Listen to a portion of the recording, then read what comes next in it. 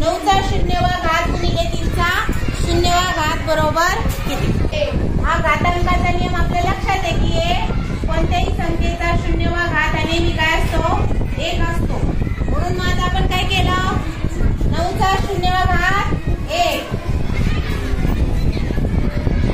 9चा शून्यवा घात 1 आणि 3चा शून्यवा घात 1 आणि यांचा गुणाकार.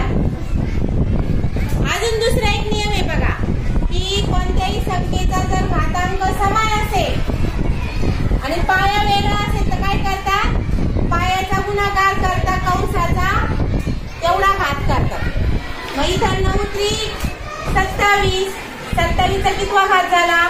शून्यवा घात. कोणत्याही संख्येचा शून्यवा घात काय असतो? 1 असतो. म्हणून 27चा शून्यवा घात काय येणार आहे? 1 येणार आहे. म्हणजे तुम्ही दोन्ही पद्धतीने उदाहरण सोडवलं तर उत्तर ते